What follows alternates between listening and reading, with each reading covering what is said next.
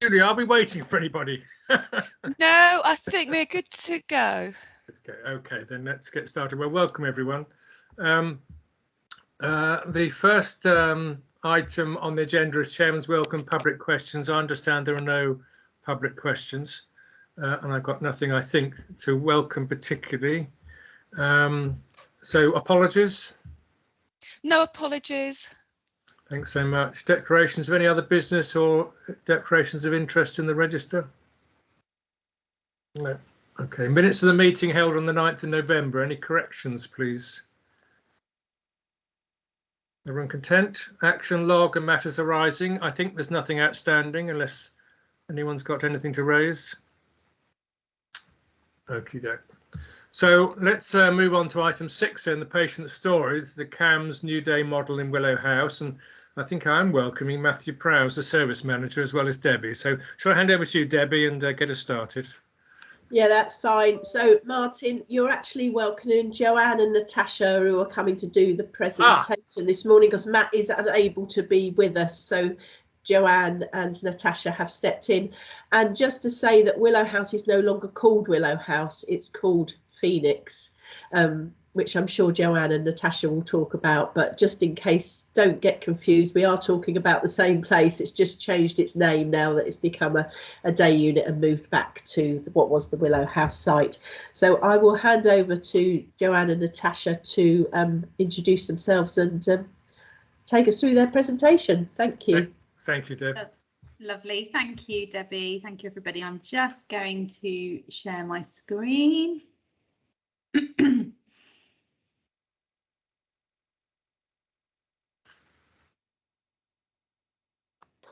Can you all see that?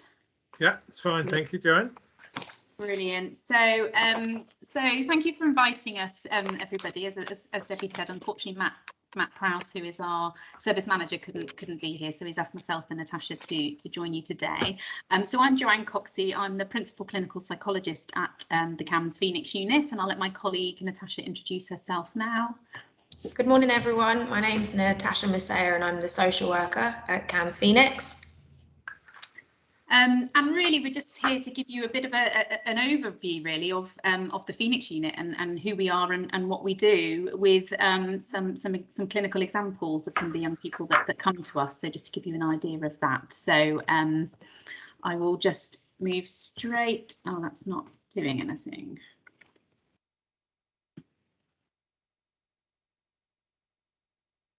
Sorry. Has that moved on for everybody? That's fine, thank you. Great.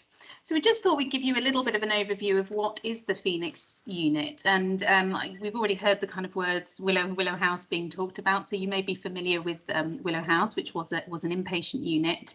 The Phoenix unit has replaced Willow House, so we're now known as Phoenix unit, and we are a day hospital and a home treatment service for young people aged 12 to 18 years of age who present with moderate to severe and complex mental health disorders. And it's for those young people whose needs can't be adequately met within the community or outpatient settings. So we are kind of considered tier 4 CAMS. We are a new service that it's been developed in collaboration with NHS England and Oxford Health, NHS Foundation Trust, in line with the kind of developing national evidence of the benefits of hospital at home and intensive community treatment models. So we know that generally inpatient units, full inpatient units, that young people don't always do as well in full inpatient units, and it's far better and more effective to keep people out of hospital and at home as much as possible. So our new service has been developed in line with that evidence to try and provide that kind of more intensive support, but keeping young people at home as much as we can. So we are open 8 in the morning to 8 o'clock in the evening. So young people can come to us for most of the day, but then they go home to sleep and spend the evening and overnight with their families or wherever they reside. And we're also open at the weekends and on bank holidays for young people that need that level of support, 9 AM to 5 PM. And the new service opened on the 1st of May. Natasha is just going to talk through who we are in terms of our team. So CAMS Phoenix adopts a multidisciplinary approach to helping reduce the stress and anxiety young people experience when accessing our service. The team, as you can see, the quite extensive list, is made up of multiple doctors, multiple therapists, a dietitian, an occupational therapist, social worker, and an entire nursing team with support staff. So the dietitian would be heavily involved with our young people whose needs are mainly based around eating disorders. Clinical psychologist and psychologist will vary their involvement depending on the need of the young person. As the social worker, my input again is very varied depending on the needs identified for the young person upon admission, so whether that's attending child protection matters or child in need, or referral into community. The nursing team is similarly varied in skill and knowledge, and by having a range of these members of staff, and it enables us to get a better, almost holistic approach to managing each of the young people. We have teaching staff and education staff on site as well, so we've got a rich and diverse range of kind of professional backgrounds, which means we can provide a really kind of high quality service to the young people that come, and we can flex our offer depending on their individual needs. So just talking a little bit about what do we offer. So when young people come, what do we offer? So the average length of stay, and this is based on best clinical evidence, is 12 weeks. So the research shows that you can generally achieve what you need to achieve at the intensive level within 12 weeks. Now, we review young people's care really regularly, so some young people may not stay for the full 12 weeks because actually their needs are met and they do better and they recover sooner than that, or we recognise that maybe we're not the right place for them and they move on to a different service. And some young people may need a little bit longer than 12 weeks where they're making really good progress, but they just need a little bit longer. But the average length of stay is around 12 weeks. For everybody that comes to our service, we offer a multidisciplinary assessment. So different members of the team, where indicated, will meet with young people to assess their needs, think about how we understand their difficulties. So what's led them to develop the difficulties they have and what's keeping their difficulties going. So we will, from different perspectives, think with young people and families about what is keeping their difficulties going. And we will think about their presenting needs and their diagnosis where applicable. So lots of young people that come to our service, it's maybe a bit unclear what's going on or what's driving their difficulties. And because they're with us for such a long day, we have real good opportunities to kind of assess them and work out what might be going on for them. And we have a range of evidence-based therapies that we can offer here. So we can offer individual therapy. So our psychologists will offer individual psychological therapy. Our occupational therapists will do individual OT. We run a number of groups, which Tash will talk about in a moment, and we offer family therapies as well. We offer medication. So we will start medication. We will monitor medication for young people that need that. And we have nursing support available all day for young people. So just that day-to-day nursing support if people are struggling or they need some time out or they need support with their meals. We have nurses on hand to do that. We have around half of the young people that come to us will have eating disorders. So we offer meal planning, meal supervision and dietetic advice for those young people. Obviously, we have Natasha, who's our social worker, so we will offer social care advice and support. We have on-site education, so we can support people to keep up to date with their studies, which is really important for young people that have maybe been out of education for a while. So a lot of young people that come to us have missed a lot of school. So we can help people keep up to date, catch up, and we can support their transition back into their community school or other training or work experience that they may go on to do. We do lots of joint working with other professionals, so we invite all of the other professionals that are involved in young people's care to our review meetings, and we're particularly well linked with our community CAMS teams, particularly when we're preparing for discharge. And we also, we've got two branches to our service. So we've got the day programme, which we've kind of, we've talked a little bit about, and Tash will kind of talk about the timetable. But we also offer home treatment. So for some young people, they may be struggling to leave the house. They may have such significant need that they may struggle to attend our day programme, and it may be more appropriate for us to offer intensive community support. So where we go into people's homes and we support them in their homes to start making progress. Because the service is new and we've been working to implement the day programme, first of all, we're just getting to the point now of starting the home treatment arm of our service. So we're looking forward to that. So just thinking about the day programme, this is an example of our draft timetable, and Natasha's just going to talk you through that a little bit.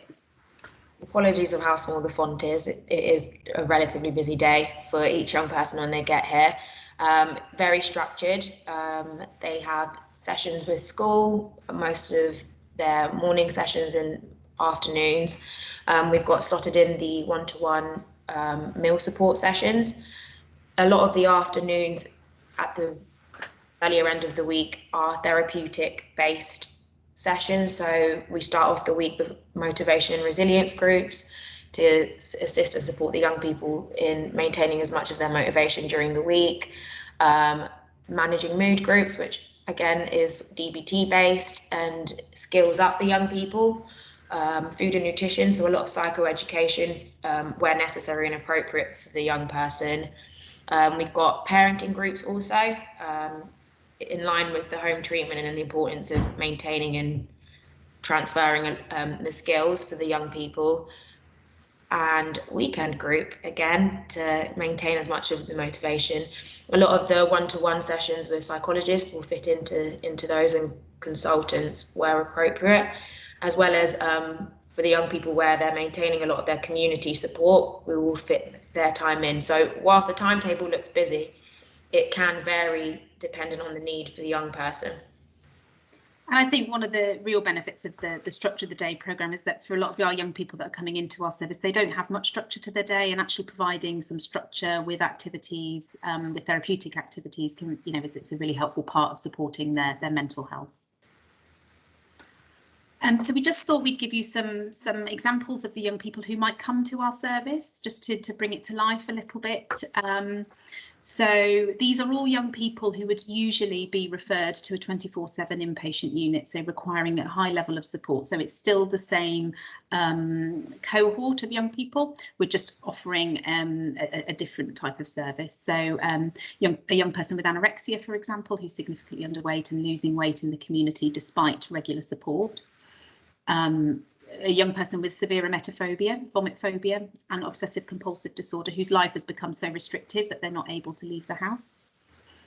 A young person with high levels of anxiety, perceptual disturbances, so seeing figures, hearing voices, very strong suicidal thoughts and impulses, struggling to maintain adequate functioning in the community, and where there's a kind of lack of clarity around what's going on for that young person. So that young person has been referred for, assessment essentially, and trying to kind of stabilise their mental state and help them kind of improve their functioning.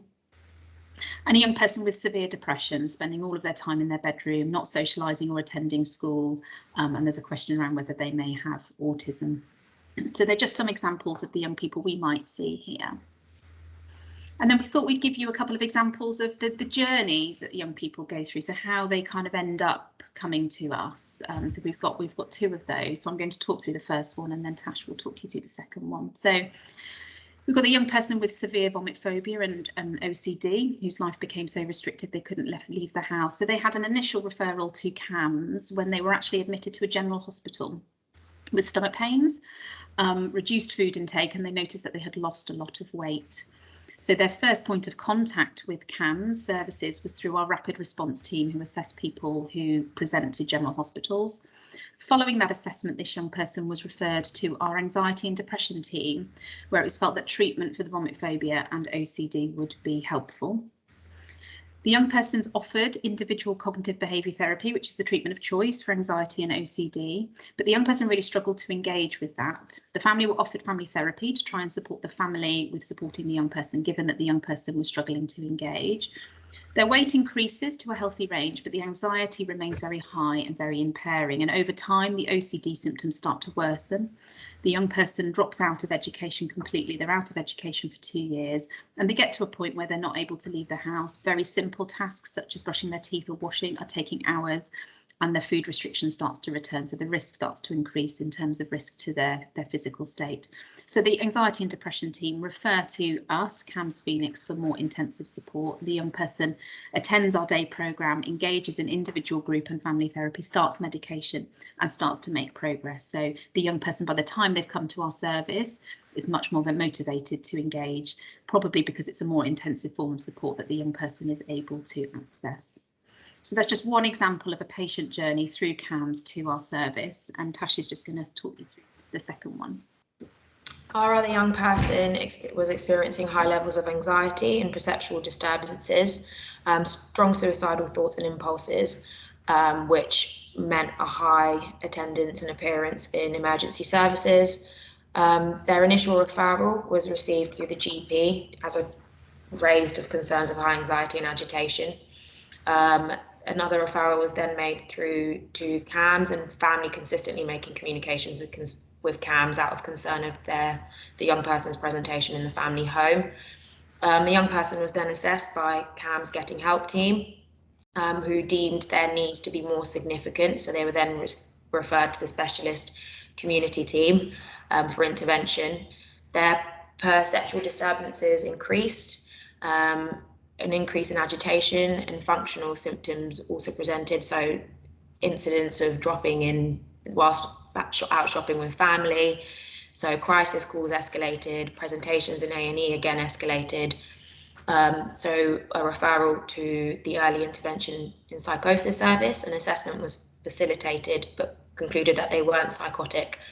Our service was then deemed to be appropriate, and the young person and family required a lot of support with stabilising their presentation and assessing and unpicking what was needed to improve their mental state and decrease the risk to self.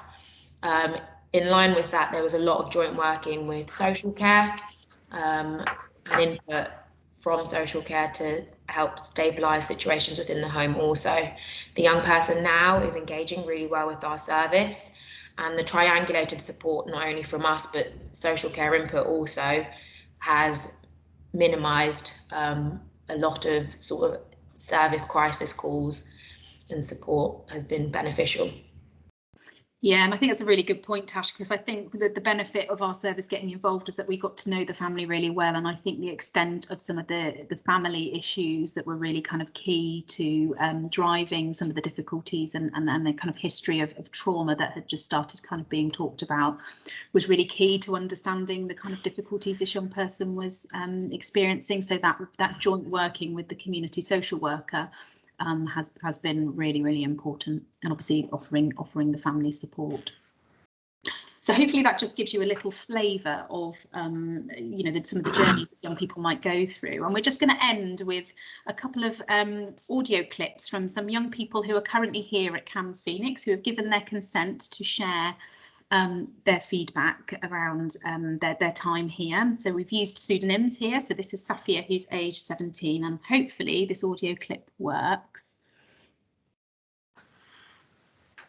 Actually, I'm not sure. I might need to. Can you hear anything at the moment? No. No. I think I need to share my sound. OK, just in the interests of time, I have written it here. It's a shame that you can't hear their voices, but I think I will just read through it rather than play the audio clips. But so when I first arrived at CAMHS Phoenix, I was very anxious and scared. Though it was a lot to get used to, the staff and patients were really friendly and supportive. The more I spent time at CAMHS Phoenix, the easier it was for me to fit in and feel safe.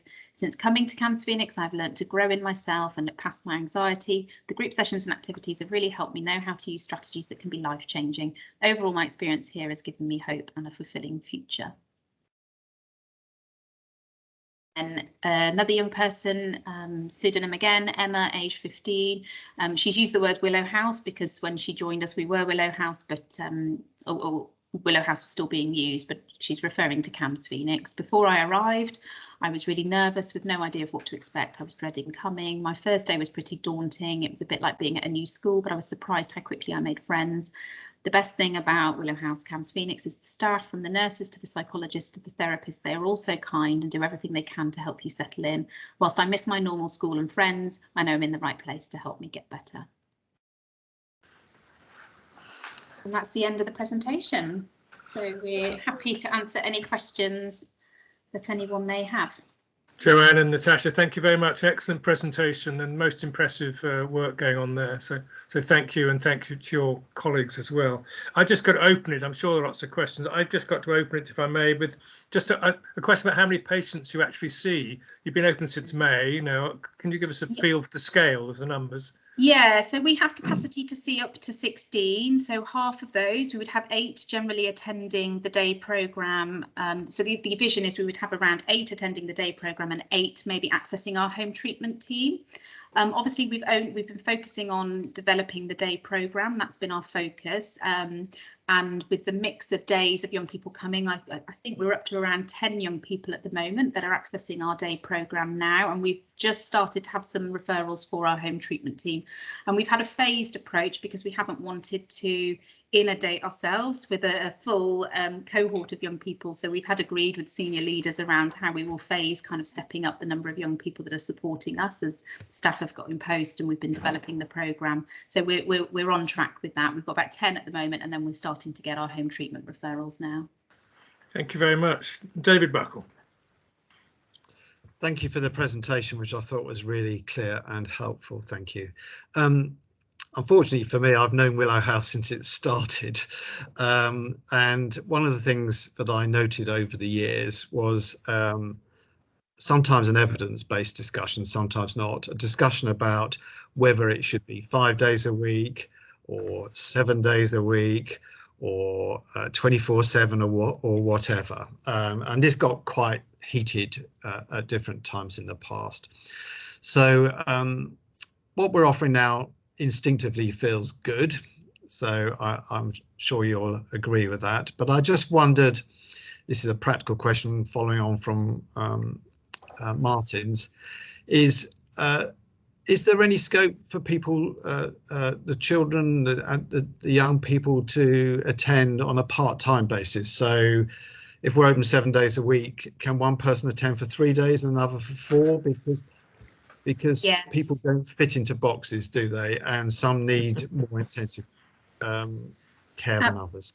Absolutely, we are really flexible. So we don't actually currently have any young people attending 7 days a week. So we have managed to currently, we have had people in the past, but we currently have people 5 days a week. That would be the most they would attend, but they might have telephone support and sessions at the weekend. We have some young people, particularly when people join and phase down, we might step up their attendance or step down their attendance. But equally, we've had people who have come in and their offer has been 3 days a week, and then they have maintained some of their engagement with their community team. So they've had a kind of mixed approach. So some of the groups that we offer and some of the more intensive therapies, we've been able to offer them whilst they continue with their therapy and maintain their relationships with their community team, and that's worked really well. Particularly where we might have concerns about young people becoming overly reliant on our service. So obviously we have young people with very complex emotional needs, and so we always have to kind of hold that in mind and think about what's best for them. About 10 or 11 years ago, when I was medical director, I had to front a complaint which was around about 100,000 when CAMHS didn't offer the service this particular client thought it should. We were successful. Are you all happy with this level of care, that it is evidence-based? Yeah, I think because there's flexibility. I think because we're not. Yeah, I think we are. I think we feel that we can offer an evidence-based intervention. I think that we feel our relationships with our community team, so that the support people get here can continue when they leave here. So it's not that it just kind of ends. So they have that smooth transition, and that we can be flexible with our offer. I think, yeah, I'm not aware that anybody is unhappy with our. Thank you very much. Thank you. David Townsend. Yeah, thanks. Obviously familiar with the new service, but just looking at your timetable, one thing I was struck with is both of your young children talked about that friendship as being important, or sort of fitting in, and I didn't see any social activity or any sort of exercise type activity. And it might be they're not well enough to exercise. I know you've got limited space, but if we were able to offer some equipment or some facilitated trainers or something like that, or people that could do those other social activities. Do you think that would be beneficial, or is that not really something you can fit in with the intensity of what you're trying to do with people when they're at the unit? Well, I think we have a number of wellbeing activities. We have an activity coordinator, and our occupational therapist leads on thinking about activity within the unit. So I think there are plenty of opportunities for the young people to be social together and play games and do crafts. And we've got a Christmas timetable for the Christmas period, for example, where the young people aren't at school. I know that we're looking into options around physical well-being and thinking about supporting kind of stretching. There's been talks about kind of yoga or different kind of options that we might be able to do. We have to be really careful because at least half of the young people we see are physically compromised and underweight and not allowed to physically exercise. So we have to balance that and really be mindful of that. But those are discussions that we're having, and we're very mindful of that, and supporting people as they increase their weight and become, you know, more physically robust, being able to support them to access exercise or other ways of improving their well-being that isn't necessarily exercise. Thanks. Thank you very much. Aileen. Hi, I was actually going to ask exactly the same question as David, but just kind of extending it a little bit. Thank you ever so much for the presentation. I found it really, really interesting and insightful. The last little voice we were going to hear, the Emma, I think it was talking about missing her friends back at school.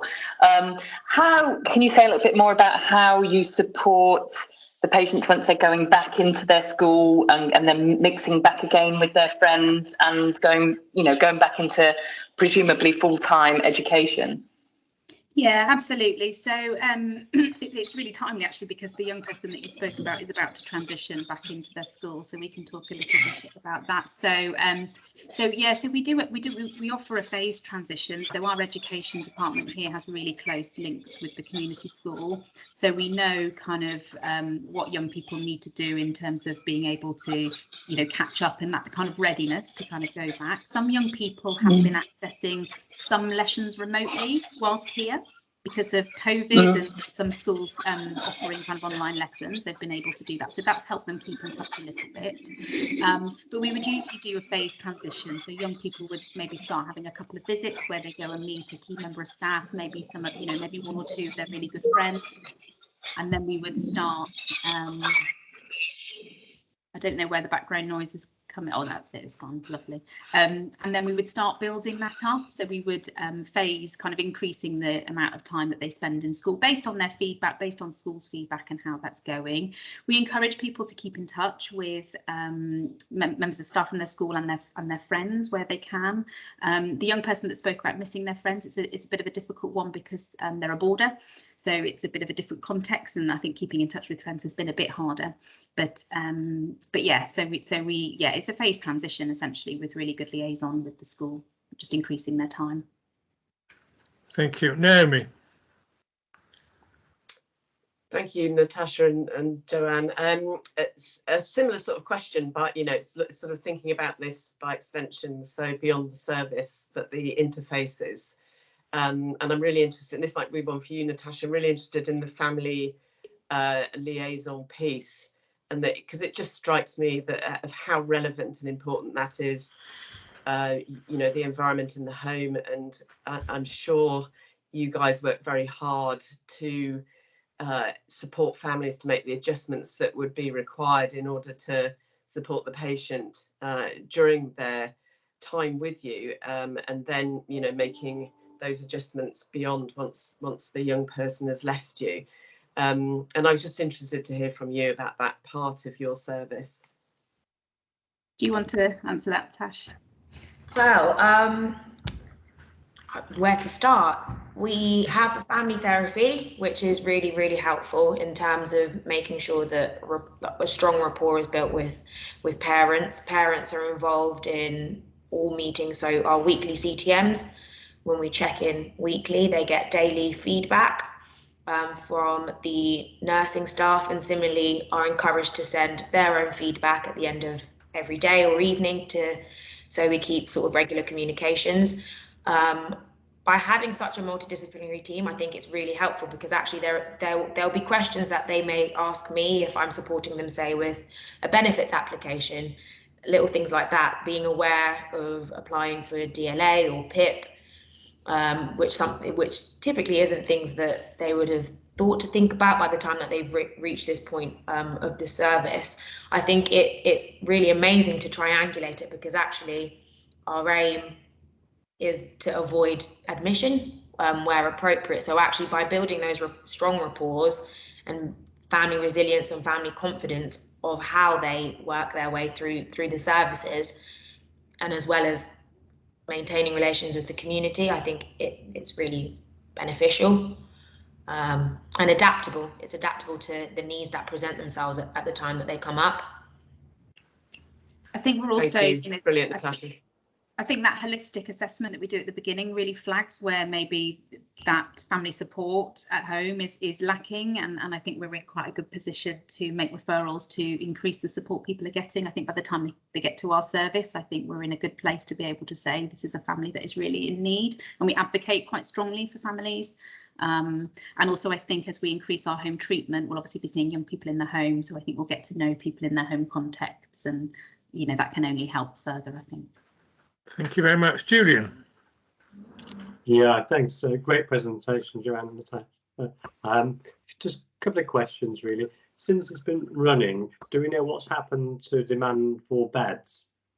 So do we know what the pattern, of profile was before in terms of admissions? Do we know what impact the units had for general admissions to beds?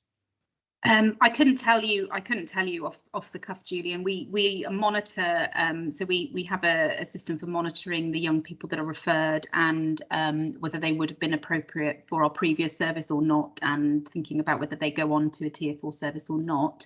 It's a really good question, and it's something I could go away and look at and get back to you on, but I couldn't tell you. That's okay. I think it would be really powerful, because if you think about the 2 years of data beforehand, you want this service to be making an impact, won't you? That's the assumption that when I walked around Old Willow House, there was an assumption that actually, if this service had existed, then some people wouldn't need to go to a tier 4 inpatient unit. So I think it would be useful at some point when you feel you've got sufficient time. And my second question was, the old days service, so going back a while now, struggled to attract young people from all areas of Berkshire. In particular, Slough, which has a higher Black, Asian, minority ethnic population and some higher needs. And I just wondered how the service is doing, making sure we reach out to all our communities. And at the moment, how do you think we're doing? We have really good representation across all of our localities currently. I think we have a young person from every part of Berkshire currently. Right into kind of West Berkshire, into tiny villages, and into Slough, with some of our kind of ethnic minority communities, deprived areas. We've also got really good representation from Oxford and Bucks, so we've got some young people that travel a long way to access us. So we've got some young people from Buckinghamshire, from Oxford, that travel. So I think that we are an attractive offer for young people and families. I think they want to come and access us rather than go to an inpatient unit. Thank you. And just in terms of that, just the final ethnicity profile, is it representative of the population, do you think, of the young people at the moment in terms of access? We have representation. I think it probably is representative of the general population. But I don't have. I'd have to look at the I'd have to go and compare the figures. But I think so. Natasha's nodding as well. Okay, really helpful. Great presentation, as I say. Thank you. Okay, well, Natasha and Joanne, thank you very much. You can, I saw, pick up from the comments. We think it's fantastic work you're doing and your colleagues, and also a great presentation. So thank you very much. Please pass our thanks back to your teams. You're very welcome. And obviously, you'd be very welcome to visit if you wanted to come and see us. We look forward to it. Welcome you. Thank you very much. Thank you. Thank you very much. Bye. Well, that was a lovely presentation. Most interesting, I thought, too. So great work. But we need to move on. People Directorate. I think I need to welcome Jane. Is that right? Hello, yes, but I mean, how do you follow a presentation like that? That was... You'll need to work harder, Jane. I know, it was quite moving and also quite inspiring, wasn't it? I thought it was absolutely great. I really did. And anyway, we must move on. People's a very important issue for us. You've got a revised strategy, and I think if you just pick out the key things, that'd be great. And then I'm sure we'll have some questions because it's a really important issue. Okay. Well, as you asked for, we've produced a slightly shorter version, so it's sort of core highlights, which I'm hoping you've read. I think the key highlights that I want to pull out is the turnover is going in completely the opposite direction to the way that we want it to go, in that it is going up. The good news, if it is good news, is that it seems to be going up everywhere.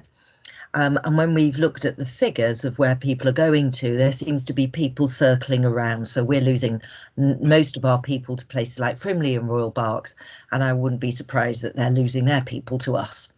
So what's happening is a merry-go-round. It seems to be a lot of people are taking advantage of promotion opportunities that are coming through. But we are also losing a lot of new joiners as well. So we continue to focus on that area and continue to look at what is happening in the recruitment and retention space. And we're very fortunate, as I say, in Bob, because fortunate or unfortunate, because Bob has a high turnover by national standards as an ICS, we're benefiting from the support of the national recruitment retention team. So they have given us some money to have a look at what we can do there. International nurses, it's been a sticky start. It's taken us some time to get into our groove with international nurses, but we are starting to see candidates flow through. So we've had our first one start, and we've got another one who is just waiting for paperwork before she will join us. And we have just agreed that we will try and take another further 20 next year. So we'll continue with international nurse recruitment. I'd like to just pick out, if you haven't already told the exec, Julian, that and the chair that we had the final figures for our staff survey. So it's a response rate of 58.5%. which, given the circumstances and given the pressures that the staff are under, I thought that was a really good turnout. And the last time I spoke was the highest response rate in Bob anyway.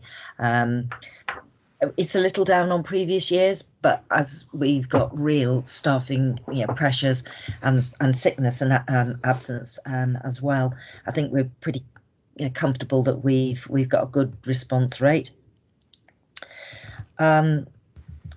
On the digital piece of work that we've been doing, as you may be aware, we're the digital team have launched their new digital strategy, of which a big part of it will be to look at the business process improvements in the HR and recruitment areas. We've actually already started to do some work on that. So we started to do some pre-work. So we are mapping all of our processes, looking at how we could improve those processes, and that with the idea that we make life simpler. And that allows people more time to care, because one of the biggest frustrations people have are the business process business processes which are clunky. But at the same time, we will use that as an opportunity to look at how we could improve our delivery of services so that they are more inclusive. So we will also be looking at those through an ED&I lens. So when we recruit, how do we make our recruitment processes more inclusive, more accessible? And we'll ensure that we do both in tandem. A couple of little things, and then I'll talk about COVID vaccination issues. Part of sort of you said we did, so this is coming out of the all-staff briefings, and we were asked to have a look at payday changes and whether we could align the pay date so we have a fixed pay date. And that helps people, particularly those who are on any form of universal credit. But also at the moment, some people are having to stretch the same money some weeks over 5.5 weeks, dependent on when the date lands in the month. we are an outlier. Most trusts now do have a fixed pay date, and we have agreed with the unions this week that we would look to do that from March next year, that we will align with one fixed pay date, which is apparently, I hadn't realised, Julian did, that this was something that a number of people have asked for a number of years. So it's been good that we can go back and say we're going to do that.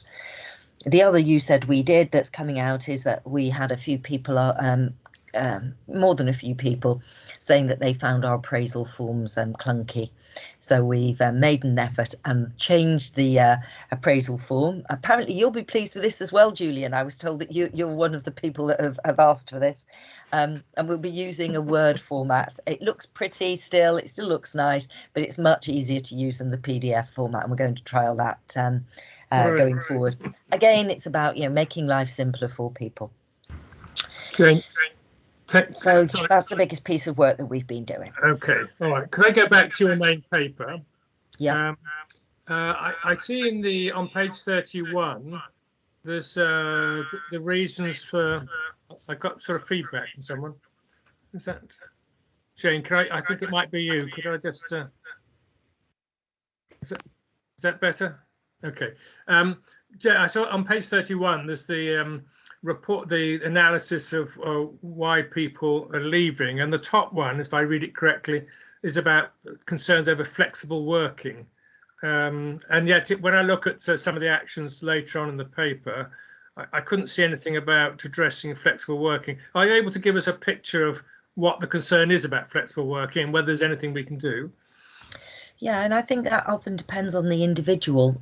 So, for instance, I do know in things like community, we do get requests for flexible working, and because of the demands of the service, they don't feel that it's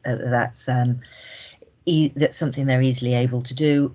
We often get requests about flexible working where people want to work primarily from home, and the services actually need or want them to come into the offices. So it varies from individual to individual in terms of what they sometimes mean by flexible working. If I'm honest, we are trying to encourage these to be resolved at local level, because it's very difficult for us to say what is the right way to work, what can be dealt with in a local service. I still think that some services are quite wedded to an older way of doing things, so will take some time to come through. So I've had a number of conversations where, for example, in community health, I did have a long conversation around this with one of the service leads, and their view was that if they gave way on one, they would have literally all staff who only wanted to work term time only, and fitting around their school commitments. So they were holding a line that they didn't want to offer flexible working to anybody because they felt that would make their service unfeasible. So yeah, at the moment we are trying to support local level decisions rather than having some sort of blanket approach to this. Okay. Any other questions for Jane? Jane, could I just make a comment? In your slide, you had about well-being. The staff are working very hard, and those were still able to go out and visit. You can see the staff are working hard, very dedicated too, I have to say. I know we've got a lot of support put in place for staff in terms of well-being, etc. Are you content with doing all we should do, or is there anything else you feel we ought to be doing? Well, we've I think we've done as much as we can, in the sense that we actually now will have, in January, we will have 3 people supporting staff well-being in my team, as well as obviously Bridget's team that supports through the well-being lines. So, and when I say we've got 3, we will have an overall engagement lead, we will have a wellbeing lead, and we have a Bob wellbeing lead. So there's a whole programme of work which is being supported through Bob, which will be implemented here as well. So I think we're doing as much as we can. The reality is that we can't, there's more we could do, but the services are so overwhelmed at the moment, they haven't actually got the time to do some of the things we would like them to do. So some of them even think doing a wellbeing assessment is an extra burden for them, because they've got so much work on that they're getting pulled in two directions. But I'm very happy to come back and talk through what we have in the way of the wellbeing plan, so that you can see what's going on and get a sense check of what we're doing. Yeah, I just think we need to be really careful about making sure we keep a finger. I'm sure we are. I know we are. But some of the staff are working very hard, and we need to make sure that we don't burden them actually with more bureaucracy, as you say, but do provide genuine support. Naomi, I think, got a question. Thank you, Jane. Hard yards, isn't it, right now, to say the least. I just want to come back to the unvaccinated piece, and just to pick your brains a little bit about kind of worst case scenario. You mentioned the high risk areas being PPH and Community Health West.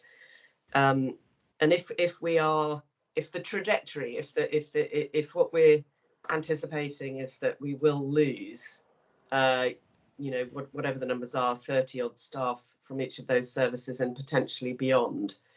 Obviously, there is a short runway between now and those individuals leaving for us to mitigate, to try and manage that risk. So thoughts on that? I know that's like asking you to kind of knit yogurt, but Naomi, we're going to have a chance to talk about it in more detail in the next part of the meeting, which might be more appropriate. Fine. Debbie, do you want to just come in before I invite Mark? I was just going to say that, Naomi. So we are meeting weekly to work through everything, and I've put some information. I'll talk about it in the in-committee part a bit, because it's a moving feast. It's changing every day at the moment. But we have got robust plans in place, but I'm happy to talk through exactly what we're doing in the next part. Thank you, Debbie. Mark, was it about the main paper? Just picking up your point, Martin, where you questioned our approach to well-being, and just to supplement Jane's response, in my regular meetings with Hardeep, who is leading on the well-being initiatives, one of the things that I'm really impressed by is the Trust's approach being flexible in terms of all of the different service offerings, which isn't something that has come through in terms of many of the other trusts that I meet with on a regular basis as well. And I do think that we're trying, or the team are trying, to tailor the response so that in areas of really high need, what are we able to offer those, and more comprehensive packages elsewhere. So it might be useful to have a presentation at a future meeting, but I do think the team are really alert to the differing pressures that are being applied across the trust at the moment. Okay, thank you. Rajiv. Back to page 31, Martin, that you referenced, and the chart that shows the main reasons for leaving, with relocation being the highest cause. Is that people relocating to cheaper parts of the country, staying in the profession, or is any colour you can give us on that? It's a little bit of both. Actually, some people will tick the box relocation and they're actually only moving up to Bucks, for example. But we do know that a number of people do relocate to cheaper parts of the country. And again, just for your information, both Bob and Frimley are in the process of commissioning a piece of research to look at our whole retention issue, one of which is the focus is on the cost of living here, and are there things that we could be doing to try and support people to live here? So some of the things that we're discussing is housing poverty, and working maybe with University of Huddersfield that have got a housing poverty unit. So that is being supported by the national team, in the sense that they've said, yes, we can do that piece of work, and are quite keen for us to do that and examine that as a joint piece of work between the two ICSs. I just think in future exit interviews, maybe breaking down that relocation into, is it a forced relocation due to the cost of living, or some kind of voluntary relocation for other purposes, I think would be useful to understand. Yeah, very, very much agree. At the moment, Our boxes are led by what's on our ESR system, which is a national system, and we can't change. But you're absolutely right, and we're saying that we need more detail. And what we've actually started to do is exactly that. Is start trying to work out how can we get more detail. Where are people living now? Can we find out, you know, where they've gone to? Thank you. Thank you. Julian. Thanks, Martin. Yeah, I agree with Jane's answer about the flexible working. I just had a quick flip back to the staff survey, which is, you know, a good way of getting a view, and people on the whole view us as one of the best in the country for flexible working. But I think that's, you know, an overview that's not particularly helpful, because some roles in the trust, you can be very flexible. You can work from home and do all sorts of things. I think if you're in the minor injuries unit, the level of flexibility you've got is obviously much reduced than if you're working in an essential support service where you can work mainly online. So I think those kind of bespoke solutions to flexible working do have to work through. So I do support Jane in terms of that. And therefore the question is, in those areas which are operational, are we doing everything that we can, I guess is the question, and it was the question that Jane was raising. And then the other thing is I mean, there's been for quite a long time now workforce pressures, and some of the conventional things that we've leaned on are not going to work in themselves. So, you know, we've got high levels of satisfaction, but that's not stopping people sort of moving. And we've got a level of competition, I think, particularly for the support worker market now, with hospitality, catering and all others going for it. And we just don't have some of the freedoms and flexibility. So I've been reading what other organisations do. Timpson's, you know, well known for employing ex-offenders. Clipper, one of the largest now distributors that do all the distribution for John Lewis, have set an academy up at a prison to take ex-offenders through. It's more difficult for us, given DRB checks, to kind of get into that pool of untapped sort of workforce. So there are some constraints, but I guess we've got to make sure we're not being overly conservative, because, you know, if organisations like that are taking those kind of measures, we need to think about where are the untapped bits of workforce that we can go to in the future, without obviously contravening safeguarding and all the rules and regulations. But it does show you if a big, you know, that would have been unthought of, I think, you know, to be running in a warehouse, big logistics companies, and actually setting up an academy at Hatfield Prison. It's now, you know, core part of their business and recruitment strategy. Yeah. It is. They're thinking we're going to have to think very differently, because the obvious stuff we've done. Yeah, and I think Julian, the pressures are not going to go away instantly. We're not going to suddenly find this great pool of people who are just waiting to, you know, come and work for us, however good we are. So I think we do need to be quite innovative on this. I just wanted to finish on this section, if I may, unless someone's got any other pressing points, was just about that. Debbie and I attended the Ready for Change programme that Tanda is running with some of our staff. And I had to say, the thing I found really interesting was that listening to some of the frontline staff and their concerns from a equality and diversity issue, because you're getting a real sort of authentic voice, and it's quite a complex set of things that worry people.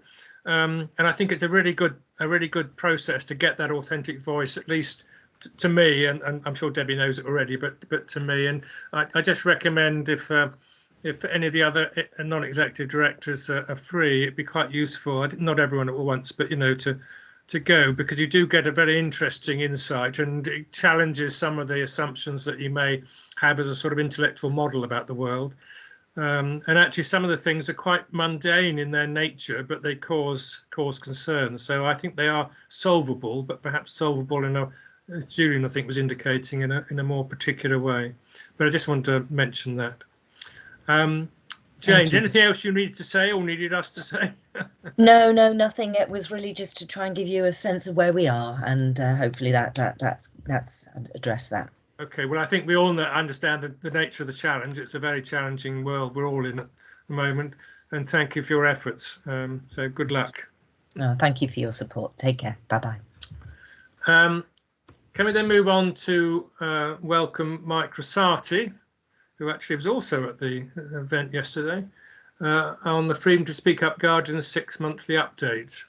Mike, we've read the report, but you might not just bring out one or two key things that you want us to. Yeah, I'll take focus it on. Fred, that you understand the background to Freedom to Speak Up, and you've had a look at the report. So I think communication, the communications plan is absolutely key, and dovetailing on from what you were just discussing around issues raised yesterday, the work we're doing for the BAME transformation work stream, I think is bringing some results now, in that we are engaging with, I think, up to about 6 services now have asked Tandra and myself to come in and do some anonymous surveys on people's experiences, what they have witnessed around bullying, harassment, microaggressions, racial abuse. We've got lots of data, but I think getting local data that is relevant to that service is producing green shoots in terms of kickstarting those conversations. I don't think I can do more, but if I can get people talking about these issues, then hopefully we get a step nearer to finding some sort of solutions. I've done a fair bit of work with the region as well. So as well as working within the organisation, I chair the Southeast region of Guardians. That, I think, shows benefits for the trust, in that we are learning, or I'm learning, about what other organisations are doing around Freedom to Speak Up, local initiatives, etc. The cases, you'll see that there's been an upward trend in the number of cases over the last couple of years. What I've done is, instead of just doing a 6-monthly update, doing year to date. So 31 cases. You can see the split by professional level, professional groups. About 70% of the cases are raised from staff within the nursing directorate, and bullying and harassment is, I won't say omnipresent, but is a significant part of the cases raised.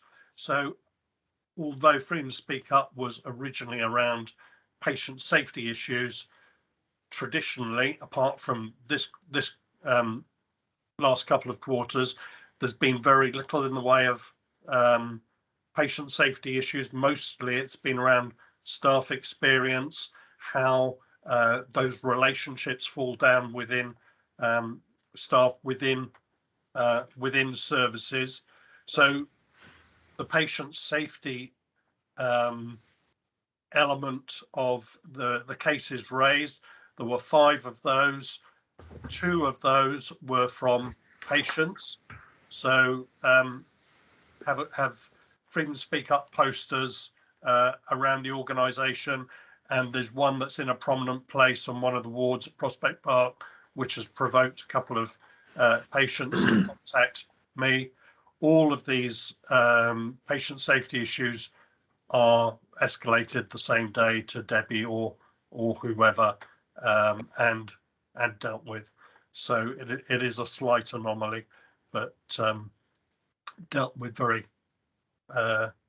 swiftly.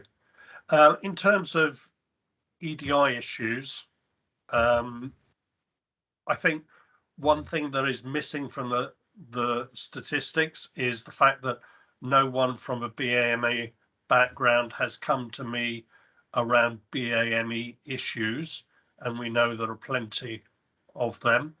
And I've had one case raised around perceived discrimination and disability, and one on LGBT issues. So I'm not too sure why that is. I know that we are getting a lot of feedback from the surveys from BAME members of staff, and it's those freeze text things in the surveys that I think are very important. So there is that communication there, but yeah, I just asked myself why no cases come through me when we know there are issues there. One of the most important bits of freedom to speak up is that creating that changing culture, so that we are promoting more the listening up and the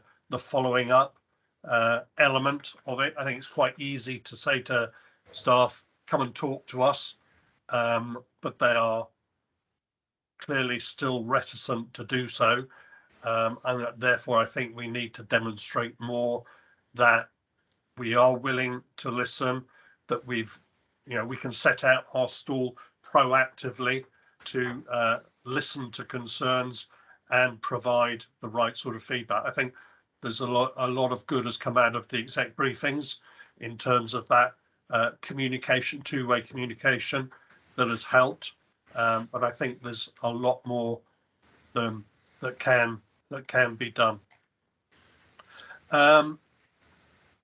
I've put some information there around the National Guardian's office. I don't think any of that needs to be particularly highlighted, and I've given you some feedback from feedback forms. When somebody's come to see me, at the end of that process, I'll ask for some sort of feedback around how they found the freedom to speak up process, how they interacted with the Guardian. Was it useful? Was there the right sort of support? And that's totally different to looking at the outcome of a case.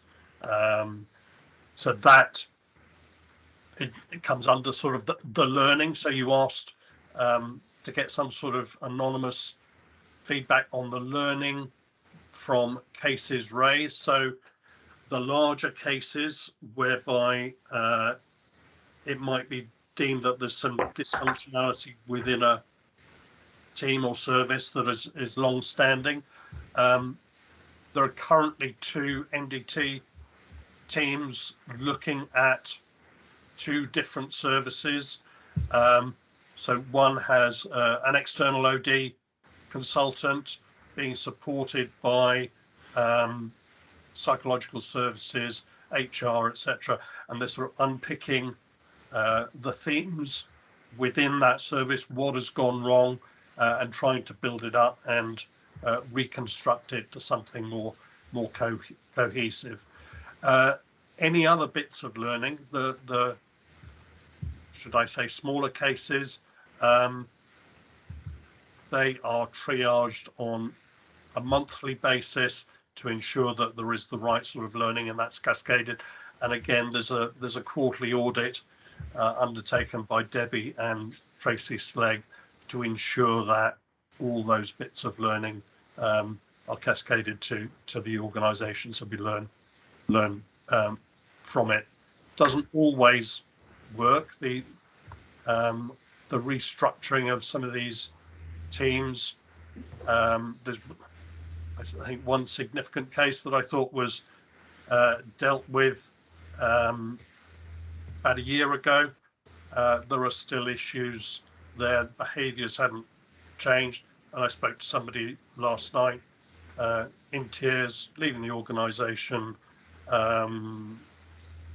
under great stress and distress at this time of year, because although there has been feedback, it hasn't cured the issue. And when these issues are around how people interact and elements of bullying and harassment, so this particular service, I've been told 21 people have left the service, and it's a service that probably only has maximum of 10 people in it at its peak, and I think that's an awful shame. So in terms of recommendations, yes, I would say that please, for the board to encourage and support the listening up process, but perhaps more specifically, having a look at some of these cases just to ensure that all the T's are crossed and all the I's are dotted to make sure that some of this behaviour doesn't rear its head again. I'm very happy to take any questions on that. David Buckle. Thank you, Mike. You've highlighted that only 5 cases, which is 16% of cases raised, was about patient safety. So before I ask my question, I just want to reflect that that is part of the national picture. And in all honesty, you know, I think we're a trust that doesn't have a large number of safety issues that we don't know about. But can I just reflect that elsewhere in the NHS, people and staff don't always raise, even now, don't always raise issues of safety. I can give you some examples in the last couple of years. And we have a very low number. So I'm just slightly concerned that this whole process has now moved to a different agenda, which is only about bullying and harassment and not about patient safety. So my question is my concern unfounded? And are we linking in your work with the patient, the National Patient Safety Programme, which clearly talks about a safety culture and a safety process? So I think we show a high level of bullying and harassment figures in terms of percentage because there's a low number of other types of cases that come through the Guardian. I'm led to believe that there are other routes to report patient safety issues, and that there is assurance by Debbie and the board that those cases go through that route. They're just not coming via freedom to speak up. In terms of the proactive work, I would always encourage anyone to talk to me about anything, and then I can signpost to the patient safety team, to HR or whatever. I'm not prescriptive or restrictive in what I will or won't listen to. It's, if you've got a concern, talk to me. Okay. Did I put across my concern to you clearly enough?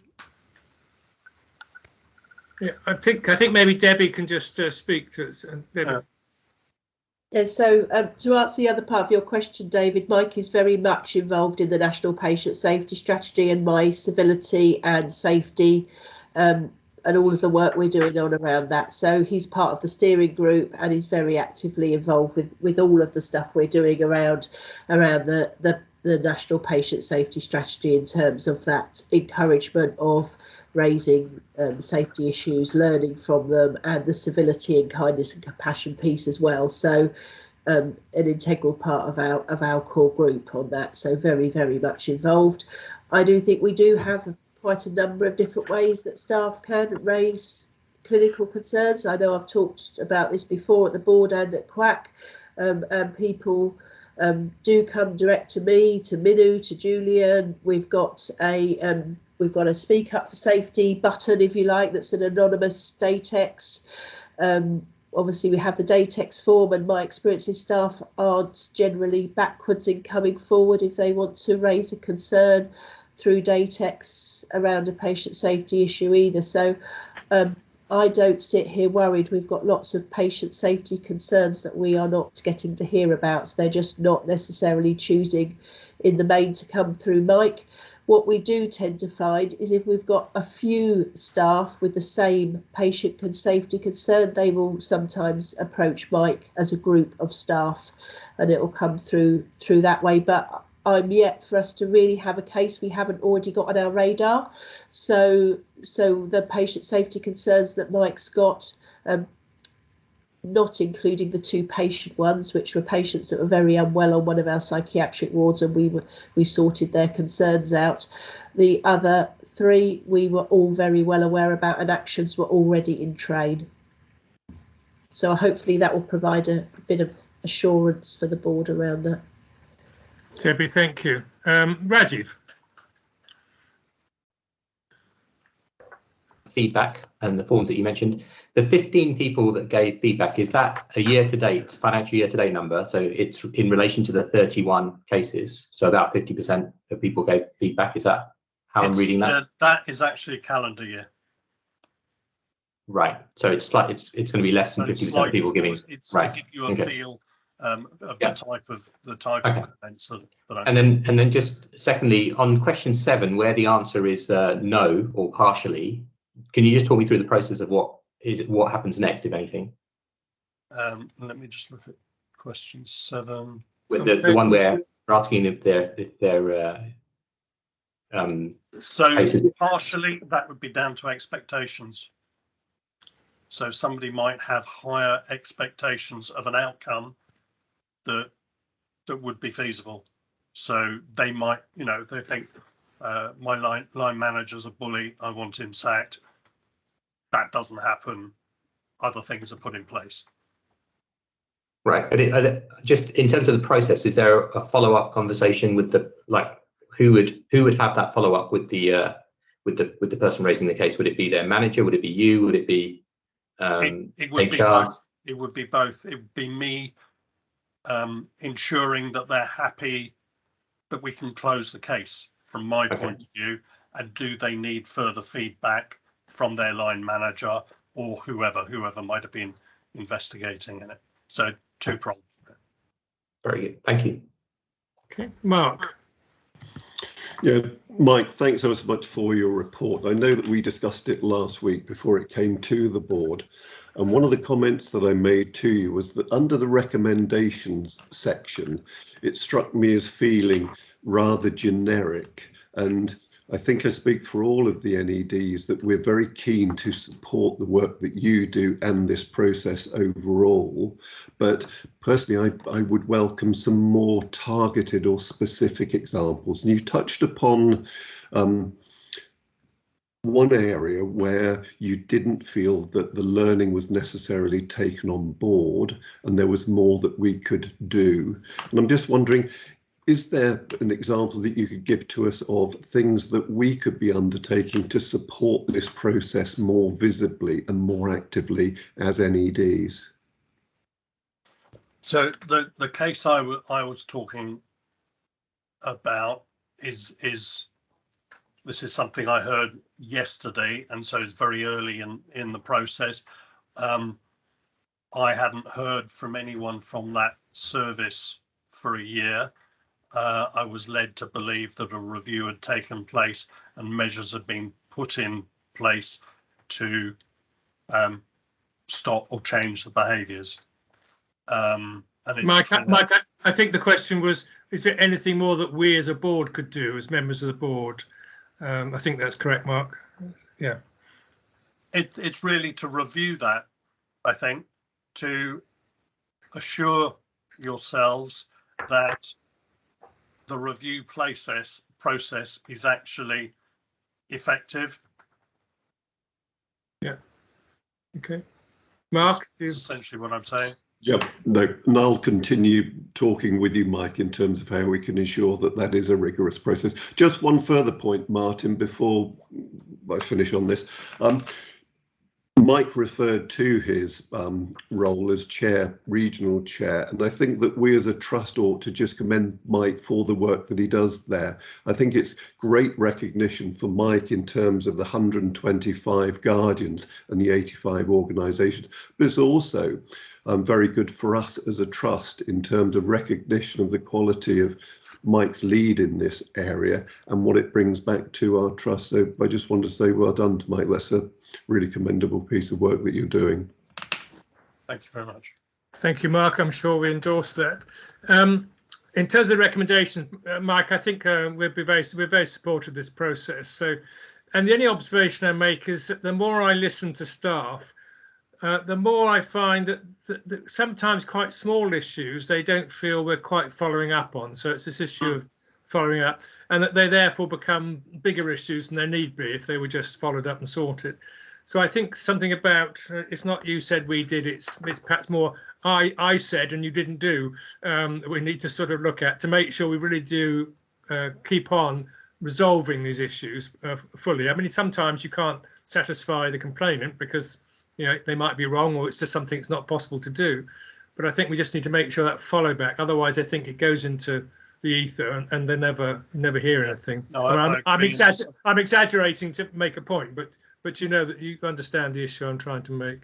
Yeah, and sometimes there's a backstory as well. It's not quite as clear cut as how it's presented to me.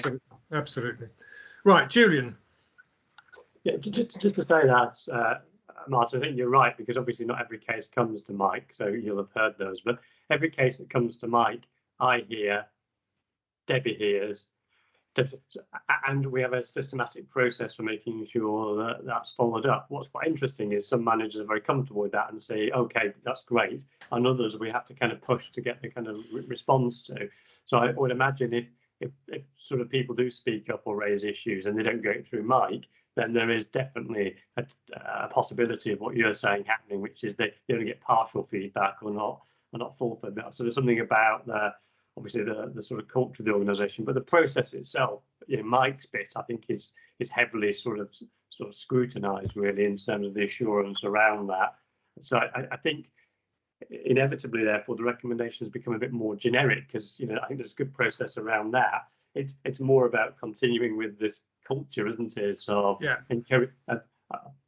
actually recognising that when people speak up, it's a strength, because if people speak up, it suggests a very healthy culture, doesn't it? That people feel able to do it. And I guess what I try and do at induction right through is really role model, talk about that. And I guess it might feel a bit nebulous, but we know that is really important about what senior leaders say, and they regularly mention it in order to come and create that traction.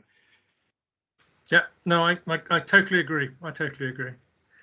Okay, Mike, well, thanks so much. We clearly, as you know, support the process very, very strongly. And if there's anything the board can do, I know you'll come back to us and tell us. Certainly. Thank you very much for all you're doing. Thank you very much for your time. Okay, could we move on to the Quality Assurance Committee? David, I think if you lead with the minutes, and then Minu, I think, will take us through the other two papers, Learning from Deaths and Safe Working. Is that okay? That's fine. Thank you, Martin. The draft minutes cover the quack of November the 16th. And as you say, it includes two papers which we have on the board pack, which are the Learning from Deaths and the Guardians of Safe Working quarterly reports. At the quack, we had two really useful presentations. One was the Single Room and Therapeutic Environment by Ian Gregor. Another was GIRF, which is Getting It Right First Time by Guy Northover, who is also a national lead. One of the papers in the pack, in the summary, is around the MHA. This paper covered two different functions, both the Mental Health Act functions itself across the trust and the governance and the assurance around these functions. And from our point of view, I think the discussions around the MHA are probably closed from a quack perspective. Lastly, we had two other areas of importance which we discussed, which was the National Patient Safety Programme, which I've touched upon with Mike, and a useful summary by Debbie, which is from the PASCO report. And most of you will remember the issues around Southern Health. And a second phase report was released last month, and Debbie reviewed this to ensure that there weren't any other additional areas of learning that might be relevant to this trust, so that was useful. So in all, I thought we covered quite a lot at the last quack, but I'm just going to leave the other details up to you. Okay, any questions for David before we go to Minu? David, could I just ask, are you content that the diversity data is being recorded on all the, I was looking actually at, perhaps I've moved on to Minu's paper. I think I have, I'll come back to that later. Naomi, you had a question. Yeah, thanks, David. This is probably a question I should know the answer to, but when you, in the context of the single room and therapeutic environment at PPE. As we made that shift, which obviously was a significant one, did we also have a reduction in beds? You know, logic would dictate, wouldn't it, if we go from a shared environment to single rooms, that there would be a reduction in beds. Was that the case? You're on mute. I may need the help of David Townsend, but I think it's a very small issue from our perspective at Prospect Park. Dave Townsend, can you answer? Yeah, so yes, we did see a reduction in 3 beds. That's the final numbers that we had. We closed them previously as a result of COVID restrictions, so they haven't been in use as double rooms for some time, but obviously they're still set up as a potential for double rooms. So this is the piece of work that effectively will turn them into high dependency rooms, but we haven't been using those additional beds for some time now, and it was 3 that we closed over a year ago. Thanks, David. Okay, anything else for David? Okay, can we then move on to Minu for the other 2 papers? So I jumped the gun on. Thank you, Martin. I'm just going to sort of highlight that the Learning from Deaths paper is really much shorter now to 4 pages. The additional pages, the cover page. A review of the Q2 deaths does not raise any concern. There were no lapses in care identified during this quarter. The numbers also do not seem to be outliers. You had peaks in numbers during quarters when which coincided with the COVID-19 surge in cases, but not so in this quarter. And we had only 1 review of a death due to COVID-19, but that infection was not acquired within our care. So it's fairly sort of straightforward, factual, data-driven report with a limited sort of detailed narrative. Probably the most detail is in the learning disability section, because we need to remember all of this started, at least for mental health trusts, following a death of a young person in a learning disability unit. So happy to take any questions or any clarifications I need to give. Minu, may I just start off the question I was going to ask earlier, which is just about the diversity data in terms of the deaths that were looked at, etc. Is there any particular patterns, or is there anything we should be questions we should be asking? The paper doesn't address that in terms of the general. Sorry, I'm just trying to make sure I understand the question clearly. Well, you've got a summary of deaths and reviews, but it's just a question of, is there anything to do with the quality and diversity about those cases that were looked at that would stand out as something notable? We do not routinely collect that data, Martin, about the ethnicity, at least in the mortality review process. There's not the national recommendation. We could do that separately if there is a request from the board about deaths, but that is not particularly a link that has been drawn in any of the national patient safety guidance that equality diversity issues have been responsible for patient safety incidents which led to deaths. We need to remember learning from deaths has come out of several high-profile incidents which happened where families thought that their voice wasn't heard, and investigations were done internally which never reflected the reality, and that led to the whole national process. But actually none of those cases related to equality diversity issues, not the index cases, and I don't have the data to confidently say that. I probably would be speculating about them. Okay, perhaps I can just leave it for the executive to think about, and you might wish to comment later. Or I'm just always looking for making sure we're collecting the full data on any of the ways about safety of patients. So I just asked the question. Any other questions for Minu?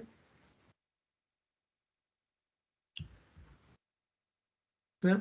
Okay, Minu, Guardians of Safe Working. There's really very little to report there. We've actually had no exception reports during this particular period or quarter. So I think the report is, virtually there's nothing to report, to be honest. It's very positive. Thank you for that. Okay, in which case I think I can't see any hands going up. We'll move on. Executive report, Julian. I assume we just take questions. I think there was a second paper, Debbie. You were going to report on vaccinations. So were you going to do it here, or was that in the part 2, Debbie? No, it was just the update that was. I confused Julie by doing 2 separate papers, one for the mandated vaccines for staff and one for our general flu uptake.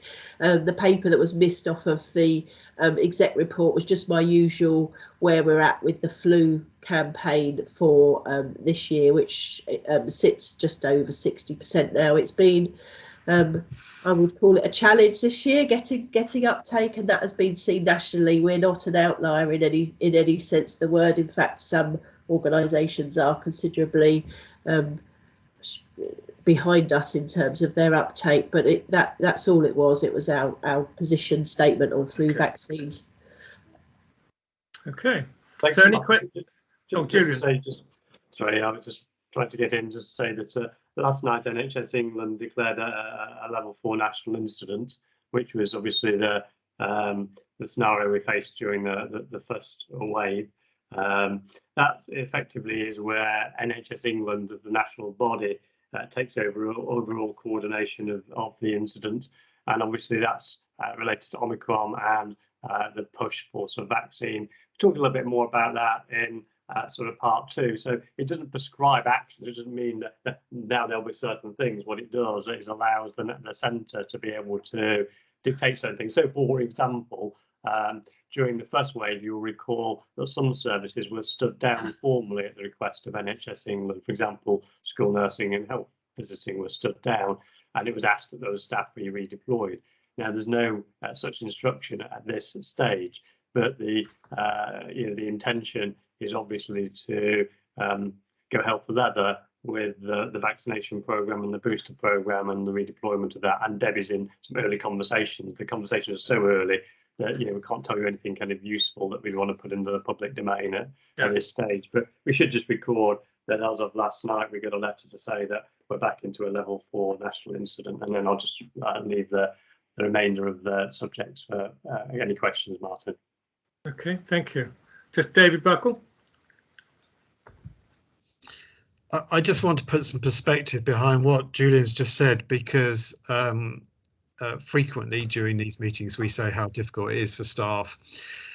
So I've been involved in the NHS for over 40 years, and about 30 years of that had some sort of management. And in areas of the country, we are running at Opal 4, which is the most serious level of pressure that the NHS experiences. I have never seen it ever run at NHS for weeks on end. So there are localities that are doing that at the moment. I'm not actually sure what we are in Berkshire today. But I just want to reflect that this is evidence that the NHS itself is straining in a way that I have not seen before. So we just need to remember that. David, thank you very much. Aileen. Yeah, mine was just a quick question for Debbie, and I might have missed it, and I can't now quickly see it. I just wondered where we were up to compared with last year on our flu uptake. We're lower than last year. We achieved around about 70% last year, so we're a little bit down on that. We've got till the end of December to complete the programme, and we're still getting a number of staff that have had it elsewhere that are letting us know. But whilst I would love to be at 70% at the end of December, I think that might be a bit optimistic this year, if I'm honest. Okay, thank you. Mark. Yeah, Debbie, it was good to read that the new patient experience measure was up and running from the beginning of this month. I was wondering, when we have our next patient experience report brought forward by you and your team, would it be possible to have more of an insight and an overview as to how this operates and what's it bringing? Because I know that it was heralded as I Want Great Care would make a big difference to our patient experience reporting, and it would be useful from my perspective to have more of an insight in terms of how it's produced and how it's brought forward to us. Yeah, no problem. I mean, it's very early days at the moment, Mark. Say it's just starting to be rolled out, but yes, we can give some more clarity at the next quarterly report. I can talk a bit about what it means. Thank you. Okay, well, thanks so much for that. Can we move on to the performance section? Finance report, Paul? Thank you, Martin. So if I just start by just confirming, obviously the plan for H2 was submitted at the end of November. So we've taken the opportunity to align the funding and the workforce forecasts based on the H1 run rate. So those should be far more representative in terms of what actually materialises on the ground compared to H1, where we were running with some quite significant variances against sort of workforce projections and income projections. The other thing just to note, and this arose at the 11th hour prior to submission, is that the planned disposal at Craven Road, the profit on disposal, isn't deemed to count towards the system control total. So effectively it's a below the line item. So in our final plan submission, we've excluded it and we'll replace it with other benefits, which was what we were aiming to try and do in terms of identify recurrent and other benefits, which we'd previously reported. So the month 7 finance report includes the disposal within the break-even position. At month 8 we'll make that correction. So what that means is we'll still aim for break-even, but reality is when the disposal crystallises in Q4, that'll push us into a surplus position. But it's a reporting issue rather than a risk for the organisation. So I just come on to in month, so October, we posted a deficit of 400,000, which was 100,000 better than we expected. Obviously, this was playing through the reduced funding in the second half of the year and the increased costs running from pay inflation increases. That's taken our year-to-date surplus down to 600,000. A few key points just to note, which is obviously, as I just mentioned, we've had the pay award, so but income and pay, notable reductions compared to September, but that's just the back pay payment dropping out. The transfer of NHS PS, our estates services moving under their control, happened on the 1st of October, and that the financial impact of that is reflected in the numbers. And obviously, if you look at the workforce charts, there's a notable reduction in EFM staff there, which just reflects that transfer. And we're continuing to work with NHS PS to try and mitigate the financial impact of that transfer, which is, like we said, we'd estimated at probably about £500,000 over the course of the second half of this year. Recruitment continues to be a challenge, and I think just echoes the points that Jane made during her presentation earlier on. So we haven't seen significant increases in workforce over the past month, which means we're continuing to manage a significant level of investment income by deferring it later into the year.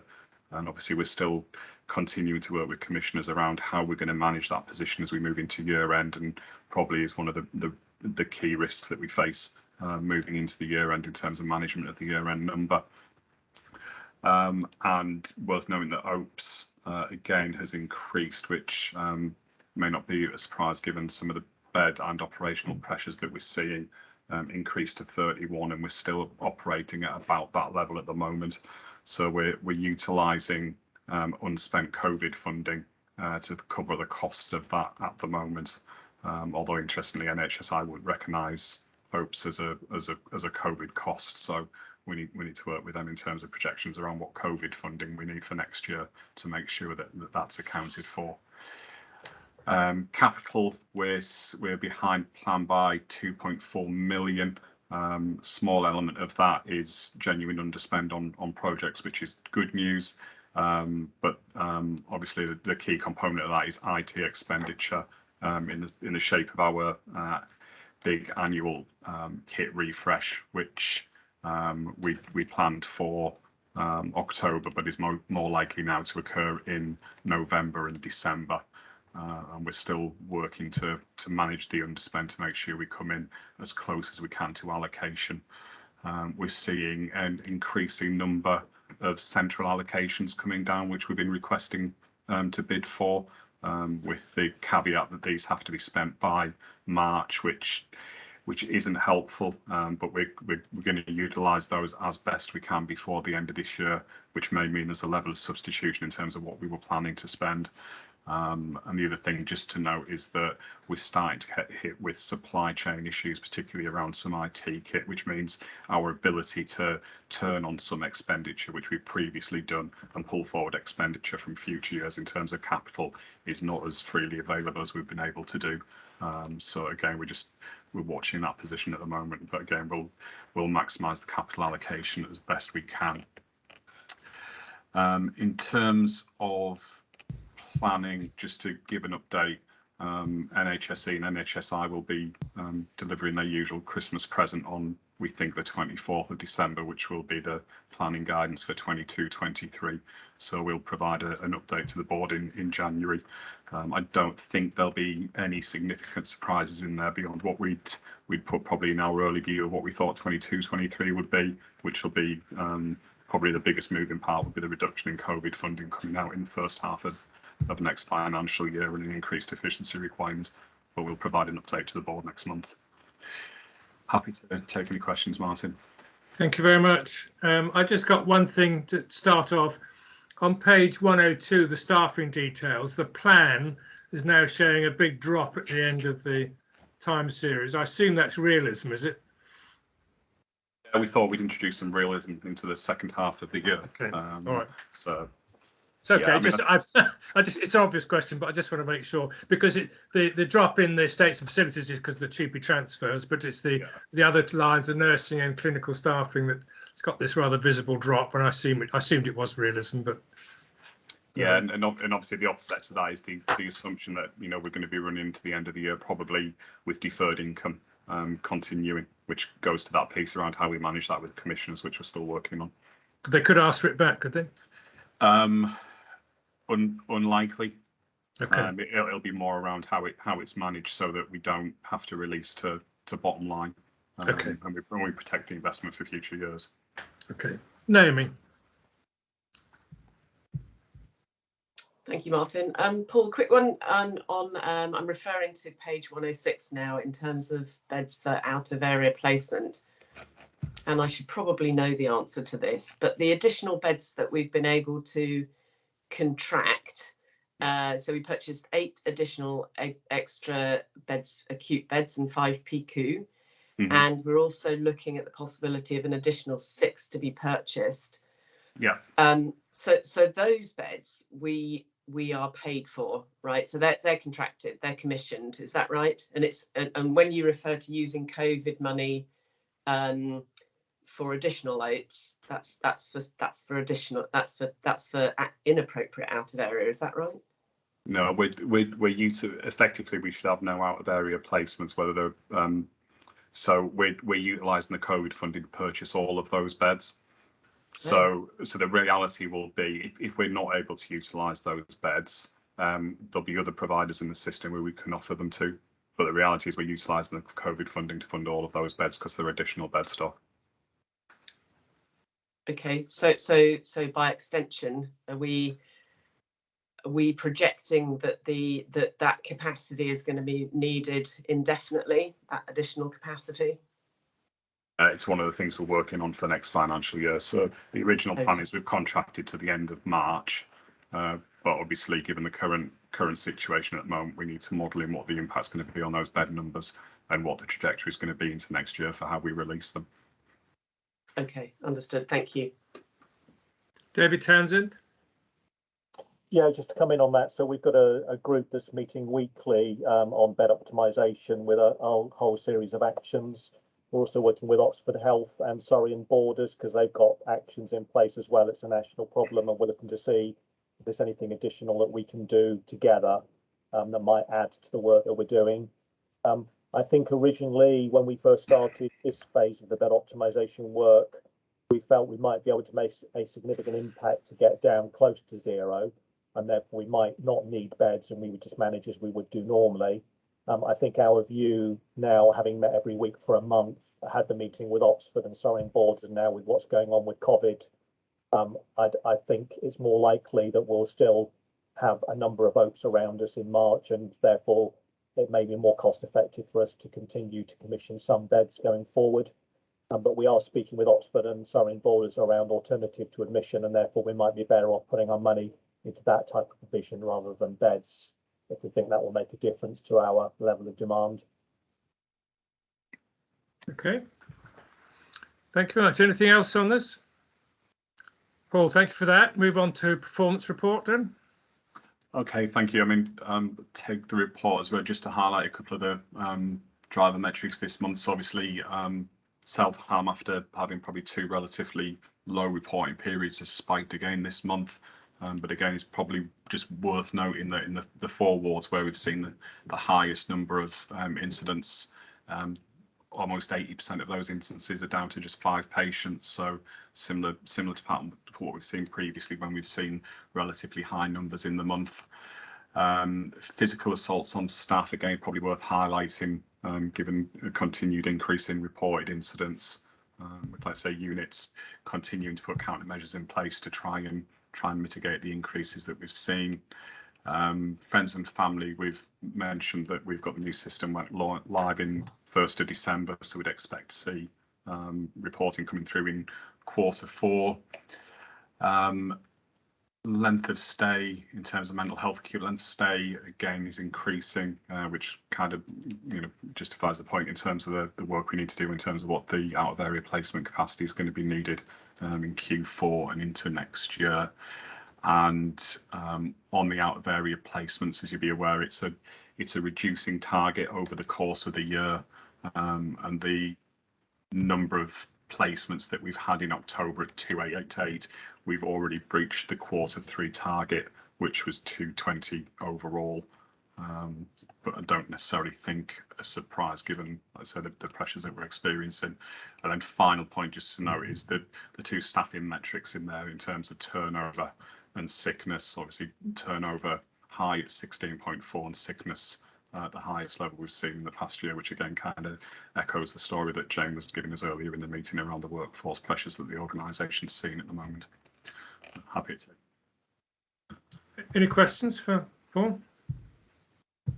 I assume, Paul, all the system performance indicators are grey because it's just not been defined. The system oversight has not been defined yet and not brought into action yet. Is that right? Yeah, that's correct. I mean, we got, I think this morning I got indication of what 4 of the indicators may be looking at, but it looks like they're going to either be drip fed or we'll receive it in time for next financial year. So we'll bring those online as we get clarity on them. Okay, thank you very much. I think we'll move on then to the board vision metrics report. Alex? I think that's with Paul Martin. Apologies. Oh, I'm sorry. That's okay. Paul, yeah. It's your starring show again. That's fine. So again, just to pick up just on what's moved. So we've updated the adult mental health inpatient metrics for 2021 data now. And in terms of quality, we've improved against our Ps in both patient on patient and patient on staff assaults, with small deteriorations compared to Ps in use of restraint. In terms of safety, falls due to lapse in care is at 2, which is an increase from where we reported previously, which was 1. Engagement, there's been no change from what was previously reported, I think back in July. On the regulatory framework, we've had confirmation from NHS E&I that we've retained segment 1 and it will be into segment 1 going into the new compliance framework as ICS's next year. The other thing to note is just, I think it's from the actions, just to update that we'll be taking a look at the vision metrics probably in January and taking them through FIP for agreement on any revisions. So again, happy to take any questions. Thank you. I think it's always good to have this stand back view of the how we're doing. It just helps keep us grounded, and it's good to see so many things green. Any questions, Paul, on that? No. Okay. strategy implementation plan, Alex. I think this is just a note, please, colleagues. Could I make a plea? I know it's very difficult, but with my rather dim eyes and not very big computer screen, these tables that are put out are almost impossible to read. So I don't know whether we can find some other way of presenting it or just summarising the key points so we can read it, because I can't read it. So I agree with you, Martin, and I've asked the team to revert to the narrative that we used to provide to the board on the initiatives. So there'll be a covering paper, which I'm glad Julian's feeling old as well as just me. It's not just me. So I thought it was Alex's strategy, you know, make it so small we can't see what's going on. But, it sounds like he's having problems as well with it, really. Okay. Is there nothing you want to raise, particularly, Alex? Is it? No, I think the cover sheet highlights the key status really, and their topics we know about as a board. You can pick up the narrative if you zoom in on those particular items with your PDF viewer. Thank you. Okay, shall we move on then to 12, Councillor Governor's update. Not a lot to say except that the governors are keen to make visits, and Debbie's been helpful in providing guidance, which the governors are following. And I've just sort of given them a bit of counsel that, you know, they need to visit, but let's not pressurise services unless we have to. You know, don't go out for a great picnic, as it were. And they're very, very responsive to that. The other thing is that the quality subgroup is working very well. I think the governors are very happy. They've had some very good presentations from staff on various aspects. So I sort of get quite a warm feeling that, you know, they're able to do that, fulfil their role as governors. They're engaged and supportive. So we just try and keep that going. But I think communicating with them, providing the information they're seeking, I think is very helpful. So thank you to our colleagues who've done that. Trust Seal. Martin, can I just ask, with the governors, I'm supportive of them visiting, but I think it probably should be suspended for the time being. I don't think the same for board members, but given that we're in level 4, though, it would be found a bit odd. So I don't know if we can just check in to make sure if they were planning to do stuff in February. I'll make sure that's done. This was a comment that refers to before this latest raise in level. I don't think there's any problem at all. Martin, I don't think you should stop yours, though. And one of the issues around the first wave was obviously boards did do that because PPE was short and all the rest of it, and that meant there was a long time before people were clapping eyes on particular services. But it just needs to be worked more in conjunction with those particular services, I think, if we are going out. Yeah, fine. Debbie, you've got a... Yeah, just to say, I think Jenny sent something out this morning, and she talked about it being governors and NEDs, but when she asked me, she asked me about the governors, and it was the governors I was referring to that I think we should take stock after Christmas and the New Year, not the non-execs, is one of the things I was going to bring up. So yeah, I think we can just say between now and at least the end of January that we shouldn't expect governors to be doing the sort of routine visits. I think non-exec directors, again, obviously mindful of the situation and the pressures, I do think it's worth continuing to check in with services where appropriate, but obviously working through Debbie and David to make sure that that's acceptable. And indeed, people, you know, we're a bit, some places were a bit disappointed they didn't see us during the first wave because we kept away, and they felt they'd been sort of left alone, particularly if they were in more isolated locations. Yeah. Thank you, Julian. Well, I'll liaise with Julie and Debbie, and we'll get the right message out. Thank you. But anyway, very positive. Trust Seal report. Yeah, just two things to note. One is just the purchase of a small nib of land adjacent to the property that we were selling on Craven Road, which we purchased from RBH at nominal value. The other thing, disappointingly to mention, is that the original buyer for 3 to 5 Craven Road has informed the trust that they're pulling out of the deal, which they've cited looking at their portfolio of investments over the next year and deciding to not take the bid forward. We have got an alternative bidder from the round that we did, which is financially as attractive as the original offer. So we'll be moving on to work on contract completion with that purchaser now. Was there any benefit I guess we just don't know what will happen financially. Is there any benefit in pushing this into next year? It's unlikely that the profit on disposal will count towards system control total next year if it was excluded this year. The only benefit in reality will be an increase in the capital allocation that will be available to the system because there's a CDEL adjustment. But I'm having a conversation with NHSE to see if we can utilise any disposal this year into next year. Okay. Anything else? In which case, any other business? I've got nothing. Anyone got anything want to raise? No. In which case, the Data Next Trust Board is the 8th of February. How the years fly by. And we'll now consider our resolution to exclude the press and public from the remainder of the meeting.